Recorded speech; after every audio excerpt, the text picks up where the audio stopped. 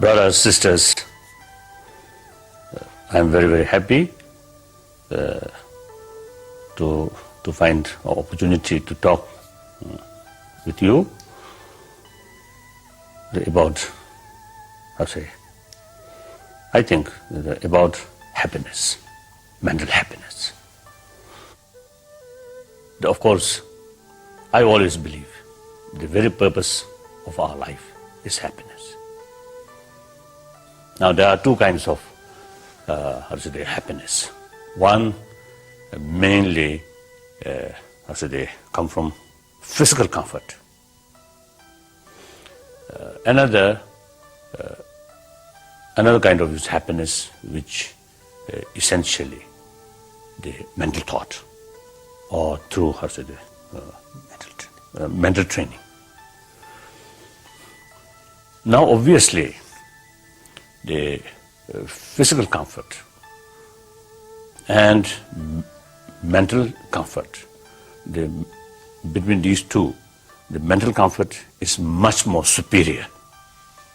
Superior is much more influential.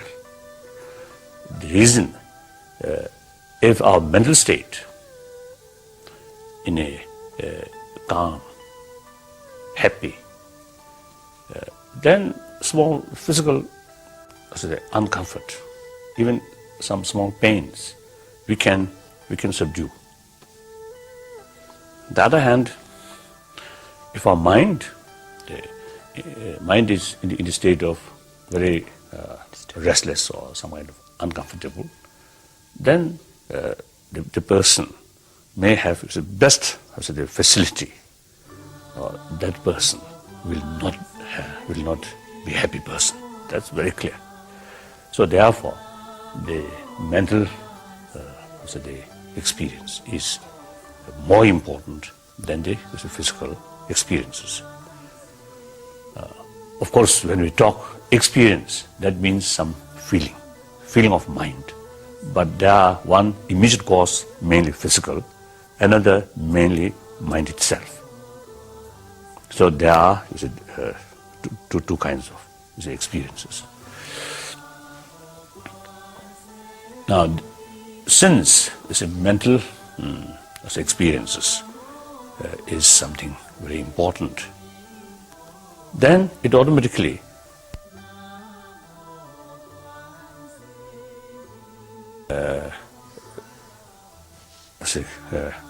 bring one subject, whether we can train, or whether we can there's a physical comfort, the requirement of the physical comfort through certain way of effort, mainly through money, we can acquire the facilities. Now the mental side, whether since the mental experience is something important, then it's automatically bring one I don't know how to say. It bring one curiosity. No, I think curiosity or something. Or whether there is a certain way of training, or a certain way to achieve that mental happiness. So now here, I think human being, the human mind, generally speaking, quite smart. So not like other species of mammal, but we only human being. Through centuries, invented a certain kind of technique. Using that technique, then shaping our mind. The other animals cannot do that. So that usually we call meditation.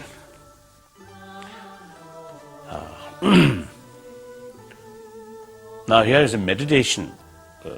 Generally speaking, there are two types of meditation. One, analytical meditation. That is mainly utilize reasons. Another kind of meditation is simply, our mind remain put in a certain point without change or without investigation, simply single-pointedness. In both cases, the main purpose is our mind come to draw the point where we want, to reach. Now, for example, so you see, basically, you see, the since a mental attitude is so important, it is so influential in our daily life. You see, that is the very, very important element. When we wake up in morning, at that moment our mind feel happy or fresh. If our mood at that moment good, then the rest of the day, generally speaking, even face some problem, but because of the morning mental mood is good, so some kind of influence will remain there.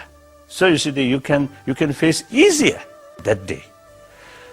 But one day, when we get up, our mood something dull or something, or I think including what's called nightmare or something very terrible, dream. So when we wake up, our mind a little bit unhappy mood. Then that day, even slightest something happen, very small things happen. Oh, immediately you may burst. So the mental attitude is very important factor in our daily life. The mental state, calm. Then even some negative things happen, bad news or tragic things happen, it may not disturb much. Now I feel usually many people, I think in the modern society or the society where people very much concerned about money, about material development, then naturally the sort of tendency or the whole atmosphere is such that people pay very much attention about money, about wealth, and for wealth, the education. Usually the education also, I think, some kind of oriented towards money. I think we are generally neglecting about the mental, the neglect about taking care about mind. Too much taking care about external material matters, but not sufficient. Taking care about mind. We are neglecting about basic human value, and neglect about mind. When we talk about love, compassion, human affection, we cannot buy these things from shop, from supermarket. No matter if you have plenty of money, but you can't buy these things. You can't educate.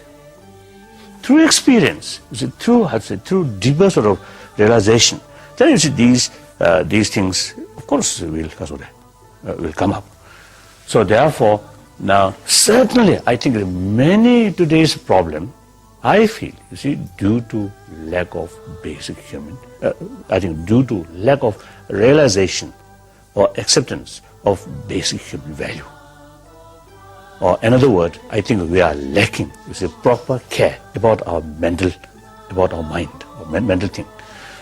So therefore now meditation becomes important. Meditation is the instrument to make to shaping way, to transform, to shape our mind.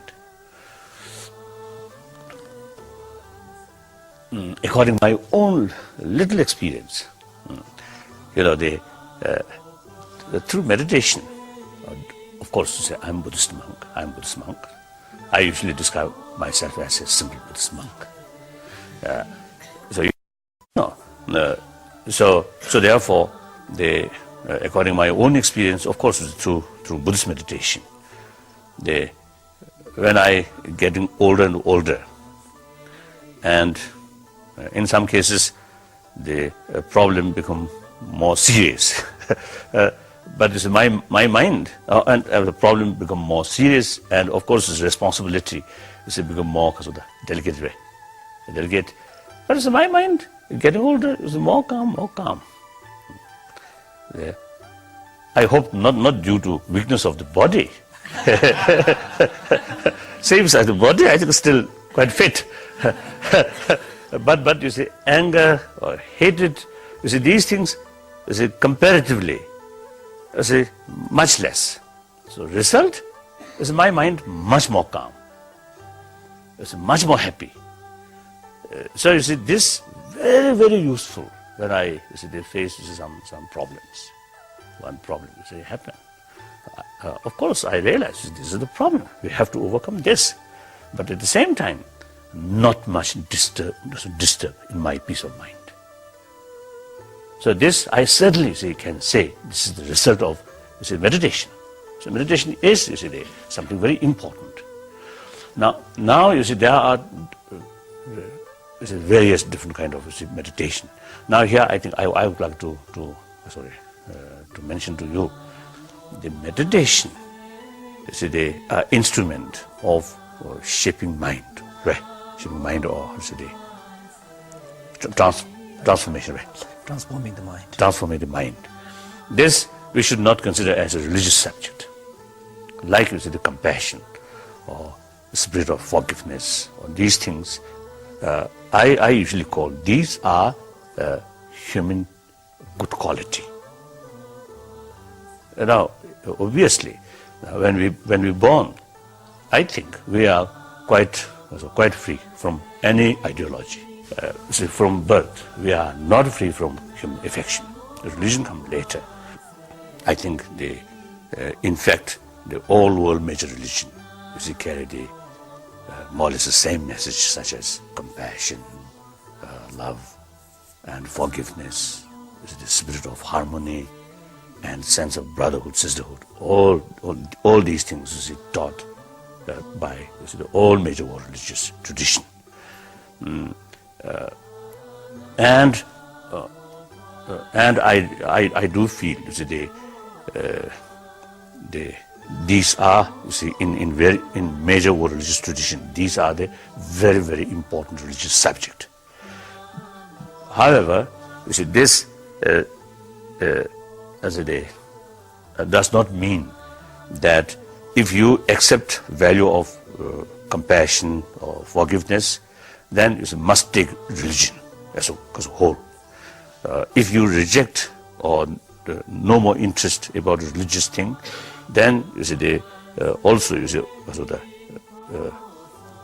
ignore these things. We have to make distinction. The religious message, religious subject, or purely a religious subject, such as faith, and the basic human good quality. These are two things. So to me, I feel the all major religions simply strengthening the basic human good quality, nothing else. Without these basic human good quality from birth, if these are not there, the religion cannot work. So religion is simply on the basis of these basic human good quality. Then it's simply trying to increase these things and put some different philosophy of these things in order to aiming, strengthening or increasing these good human qualities. So it is important to make known, to know these are different subject. So whether believer or non-believer, these good basic human qualities, this is so long we are human beings. So long we want to be happy human being. We want happy human society. There is no point to neglect about these good qualities. Without these qualities, the individual or family or community will not be a happy one. That's clear. Now, for example, I myself also, sometimes I think quite often, you see, the idea which come morning and idea come evening, conflict. Sometimes a conflict. So you see, as a human being, you see, we have this smart kasoda, smart brain. So it brings a lot of different ideas. So there are a lot of conflict there. So even within one person, you see, the different, at different time, you see, different ideas come. So it's a conflict there. Now here the meditation also, you see, I feel not necessarily be a religious subject. Simply, you see, training of mind is kind of meditation. So this is not religious subject. Now, businessman, or scientist, or doctor, or teacher, they all different, various different kind of professional work. If you say the mind, the person who conduct this field, you see, their mind more alert, more calm, sharpness. It's very useful in various these fields. So mind is some kind of prime mover. So the training of the mind is every field is in need, very useful. So nowadays how to train our mind. As I mentioned before briefly, you see two kinds. One, analytical meditation. That's, I feel, is more effective. Now, because it's a human intelligence, you see, I don't know the proper word, intelligence, I think, intelligence, or I don't know. Discriminative awareness. Discriminative awareness. Discriminative awareness, but I don't know. So you know, you see, my English, my vocabulary is very poor, and the understanding about the meaning very limited. So sometimes I may use the wrong term. You know, the human intelligence or human discriminative awareness. That's, I think, a very healthy one. I think that's one of the healthiest, I think, point in human mind. So from the Buddhist viewpoint, the skeptical attitude, skeptical awe, not easily accept, but wait and carry experiment and try to look reasons. Then once you see the reasons and through experiment you get some experience, then you accept. That is a Buddhist attitude. That is also the scientific approach. So you know, the using reason is very, very essential. Through that way, you see, the real change in the concept take place through reason. Just as a simple, mere single-pointedness mind. At the moment, you may feel less disturbance, but in long run, not much effect on our mind. Analytical meditation is analyze the situation and using reasons and experiment. Then you really, develop some kind of genuine conviction. Once the conviction is developed there, then you see whether you see the belief or you see faith now become very firm. Even you see someone say, "Oh, this is not the case," then still you feel, "Oh, I already experimented. I already and I already analyzed the situation through various factors. Now it becomes clear." So you see the other explanation will not affect easily your mind. Simply, this single-pointed as a meditation. You simply meditate on the point, not necessarily develop some kind of firm conviction. So therefore, if different information comes, immediately may change. So the analytical meditation is much effective and important. So in both cases, the analytical meditation also is when you analyze a situation, your mind should some kind of channelize all your mental energy. Now must put on one line, so that the force of analyzation become much forceful and go deeper.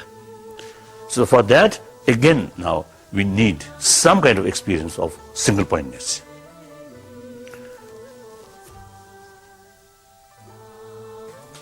So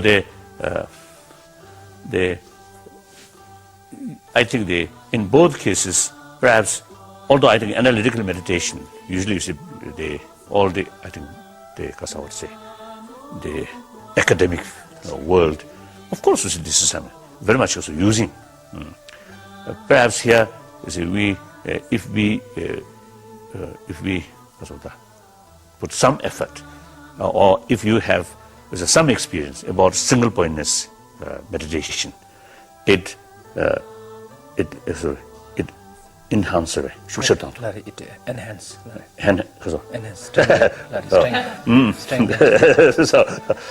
So strengthen or easier. I think make better quality about analytical meditation. So now let us also think about the single pointedness of mind. Here usually of course the best place, less noise of aeroplane, the noise of motor car or trucks or these things, and especially what called the that I think very disturbance. So without these things, and also the wind or the waterfall, that also is not good. But in any way, wherever we live, we have to utilize our own place in more effective way. So the best thing is early morning, including a truck driver sleeping. So we get up early morning, and then that's I think it's the best period. Even in the city, comparatively, it's less noise. And I think most important is our mind fresh. So you see, the mental training means shaping our mind.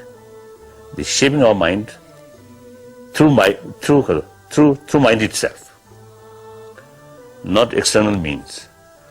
So the mind must be very fresh and no feeling of tiredness.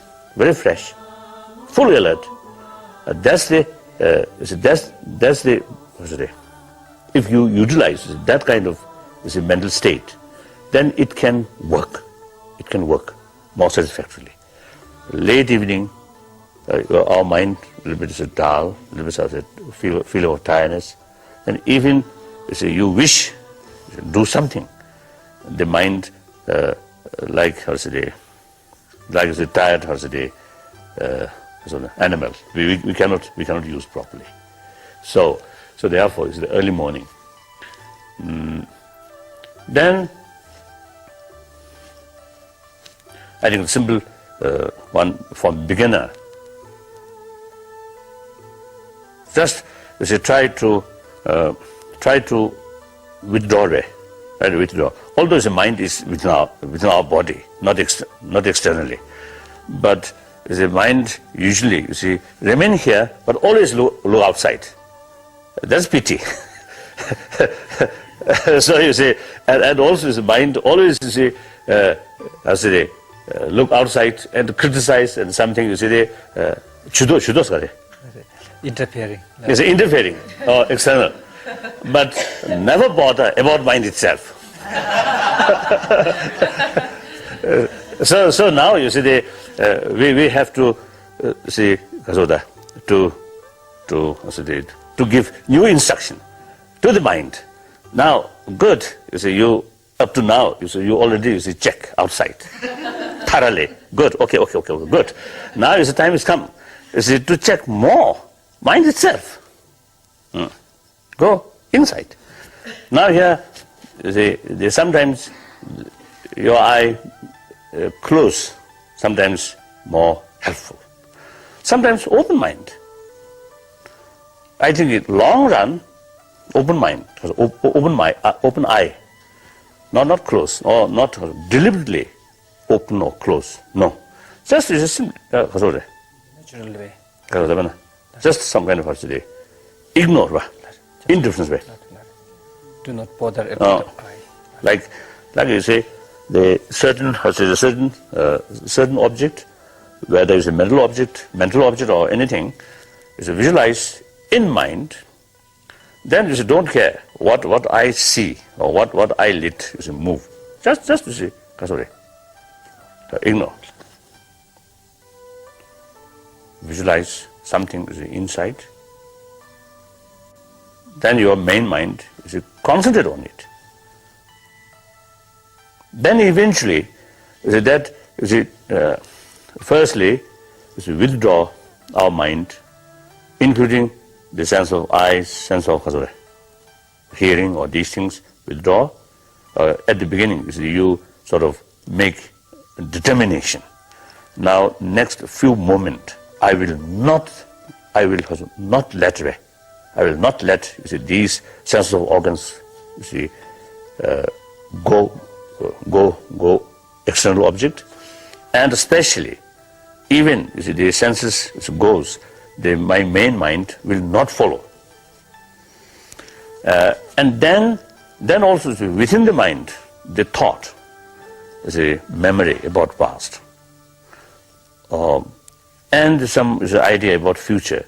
These thoughts also is deliberately try to stop. Then if you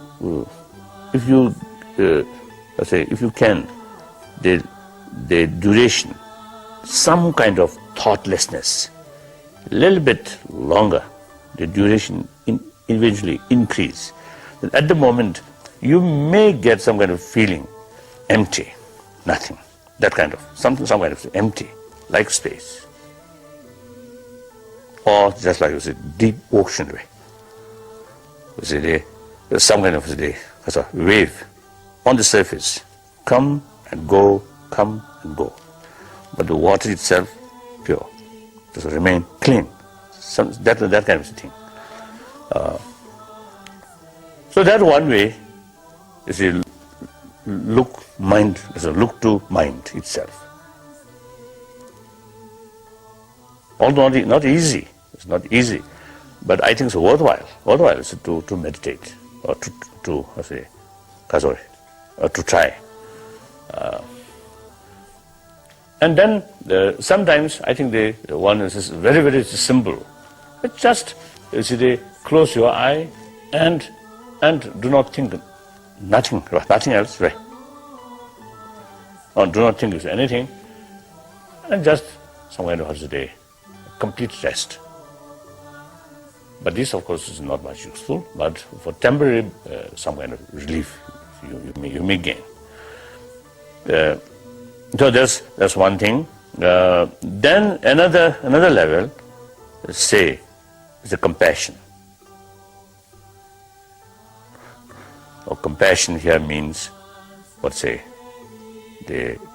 think I would like to mention about the meaning of genuine compassion. Genuine compassion is not only the feeling of closeness feeling,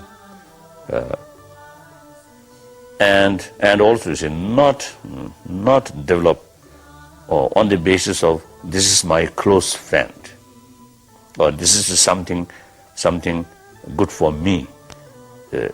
On that basis is some kind of feeling of concern, feeling of closeness. That's not compassion. That's I think reality, more attachment. Reality. So that kind of feeling is attachment. So the genuine compassion is mainly the realization, basis of the realization that these beings also just like myself, who want happiness, who also have the right to overcome suffering. On that basis, this is some kind of the spirit of concern, some kind of feeling of concern, feeling of closeness. Now that is genuine compassion. You see, that compassion can go towards your enemy. The enemy is one aspect. You see, that person or that community creates problem to me, to us. So you see, it called enemy. It is true enemy. Right? It is. Sorry. In reality, it is enemy. It is harming on us. But they're very very personal, very community. You see, from another angle, these also human being. These also sentient being. It's just like myself. They also have the right to overcome suffering. Then, you see, on that basis, you see, develop genuine concern, a genuine feeling of concern. Now that's the genuine compassion. So the genuine compassion is something unbiased. Our narrow-minded compassion or feeling of love and compassion, that is the biased one. Now, like meditation, meditate on compassion. Now, first, visualize certain. Think. Some unfortunate people. Say now, for example, in those people who are facing starvation, or who have mental defect. So these kind of people. Visualize or remember these, and then you develop some kind of genuine feeling of concern about that, or feeling of compassion. Then they think more reason. Then you have when some kind of a kind of emotion, but this emotion relying emotion based on reason. That is something different. The attachment, emotion, no reason. Anger, emotion, no. I think the basic nature, no reason, but some kind of spontaneous, the emotional feeling. The compassion, this kind of compassion, it cannot come instantly. Right. Cannot come spontaneously. Spontaneously, but you see, analyze, reasoning, making reason, thinking. Then you see this emotion eventually come. So this kind of emotion is based on reason. Although same kind of emotion, very strong feeling, or sense of involvement. Involvement there, but it's based on reason. So there are different kind of emotion. So they analyze. When you develop some kind of strong feeling, then when you really have that is a strong feeling, then on it meditate. Your whole mind, put or something, whole mind now is entering in it. So now put there, and without thinking, without any disturbance, just simply meditate on it. That is the something like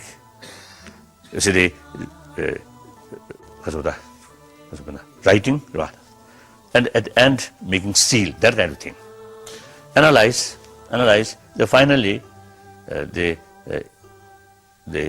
as a sealing, your mind now determined. I will remain on it. That kind of thing.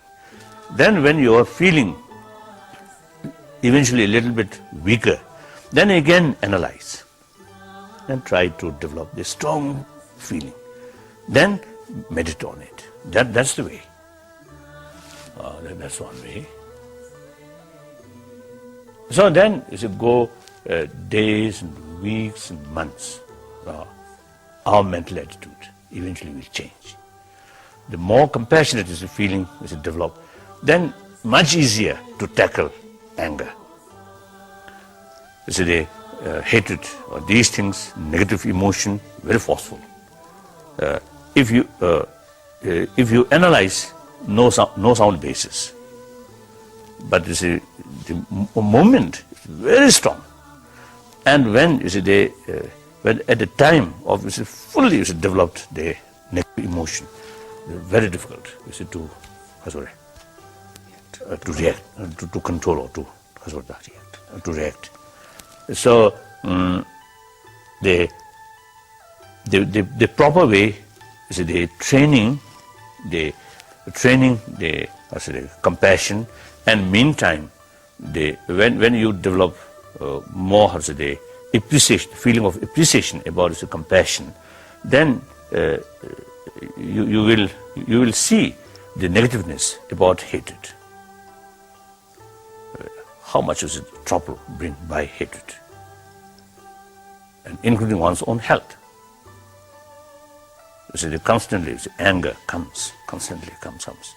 Then blood pressures, or no more sleep, no more appetite. All these things happen. Even if you are with, even with your dearest friend, you may quarrel. So the anger, I think, international level, or national level, or family level, individual level, bring disaster. So anger sometimes bring some kind of powerful, forceful energy, but that energy I usually describe blind energy. So although it's some kind of additional energy come due to anger, due to hatred, but that energy is basically blind one. So it's not sure whether it can be destructive or constructive. So under certain circumstances, we need some kind of countermeasures. Some cases we need countermeasure. If someone take advantage on you unreasonably, unlawfully, then of course it is our right to counteract, but without anger, without hatred. That we can do, although not easy, but we can do. So actually, that countermeasure, which taken by analytical meditation rather than hatred, that countermeasure reality more effective. So these are the way to shaping our mind. Then time goes really. So I mean, this is here. You see the realization about the negativeness, how harmful, how uselessness or destructive about these negative emotion. One way is some kind of appreciation about this positive mind. Then your whole attitude towards these negative emotion. Now you already you got some kind of caution. So mentally some kind of distance develop. So by itself, eventually these negative emotion will reduce, will not come as often as before. And meantime, the positive emotion increase. That's the way of changing our mind. It's a transformation about our mind. And then the more work on mind itself. Analytical meditation and single pointedness meditation, these goes, the sharpness of our mind increase. And also the alertness also increase. So your mind in daily your professional work, you can utilize more effectively, because you can work more effectively because of our mind now in every field.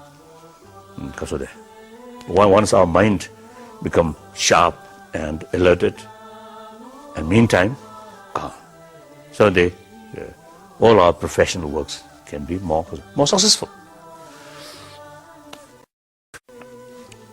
And then I think the most important result is more compassionate attitude develop, then some kind of self-confidence will come. It automatically reduces fear. It's more self-confidence, more determination, more willpower. Willpower out of pride, that also is a blind one. But it's a self-confidence which is a sincere motivation. That's sound, self-confidence. So you see, when we look, you see, matters, when we analyze matters, there is some are good for health, some are bad. We need to see very precisely, making distinction. Similarly, when we talk about mind, there are so many different kinds. Some are useful, some are harmful, and also due to other factor. It's the same kind of thought. Sometimes because of other factor, sometimes it becomes positive, sometimes it becomes negative. Now, for example, desire. There are positive desire, negative desire. And even I think the anger sometimes can be positive, sometimes negative, generally negative. Hatred, I think, always is negative, I think.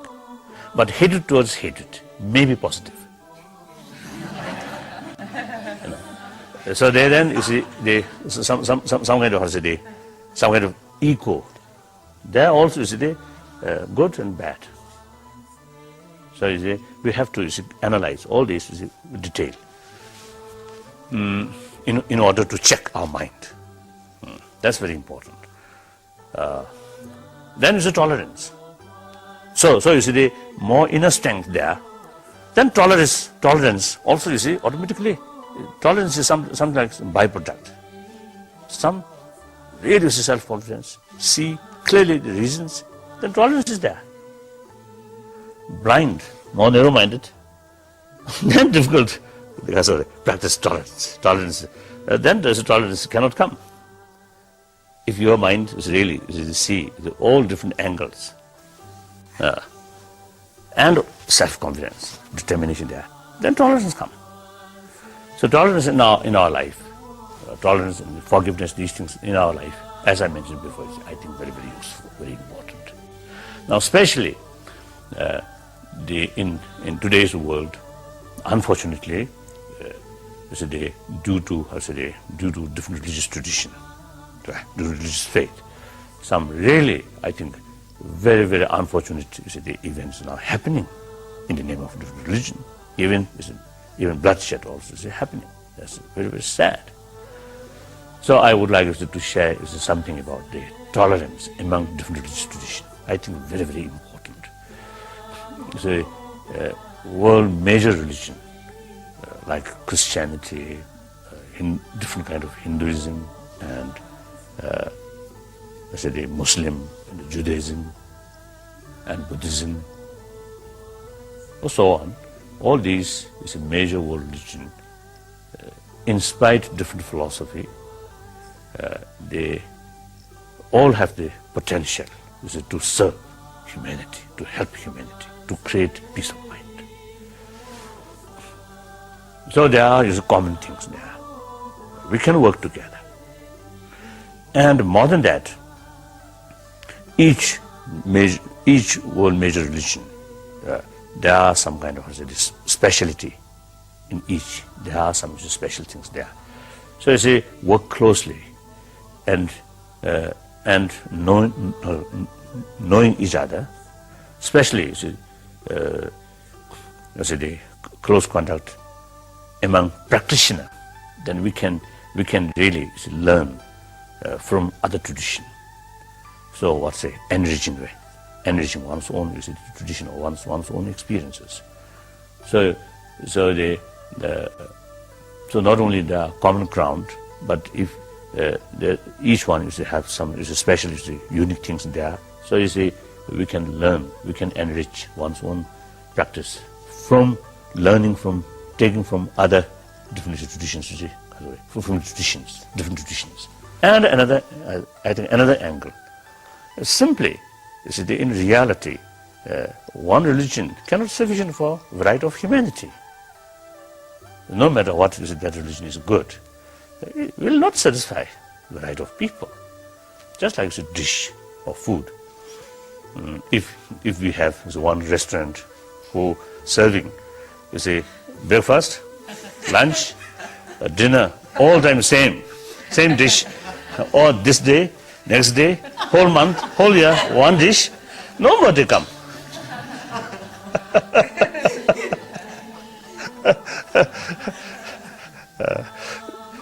More variety, then is more customer.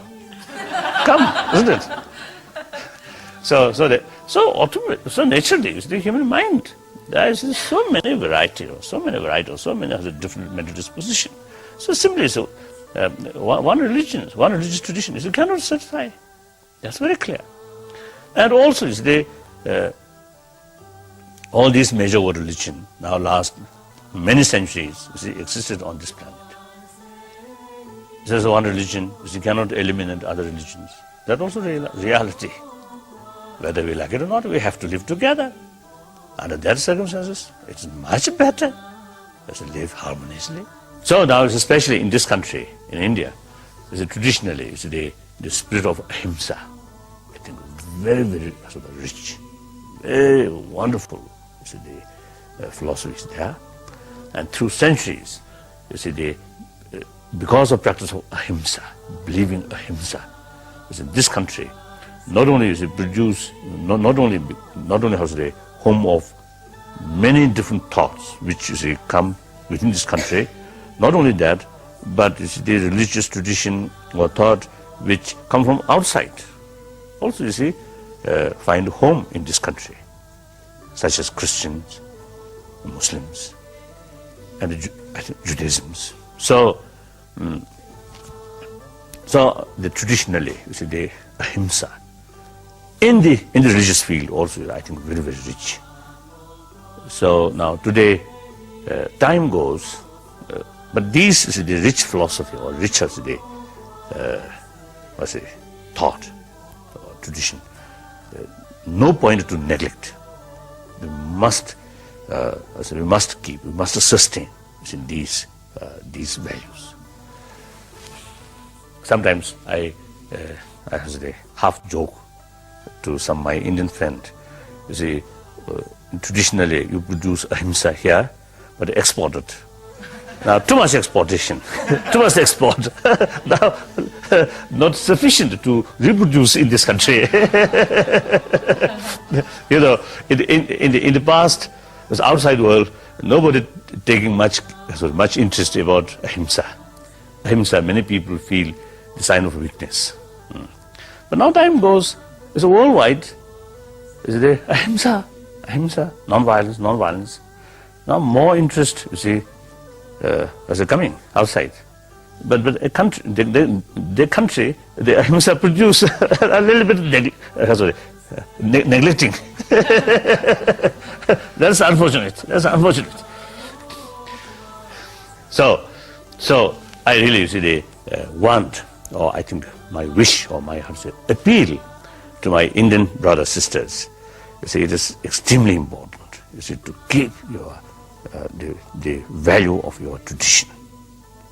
Of course, certain tradition, I think the result of this old feudal society, these must change, must also go. But the other hand, many deeper value in our tradition must keep. While you are acquiring about Western technology, Western science and these things, these one's own century-old tradition must keep, and is a combination. Modern material progress and spiritual tradition must combine. So that they not only benefit for India or this continent, but also can be, I think, a great contribution for entire humanity. So that's very, very important.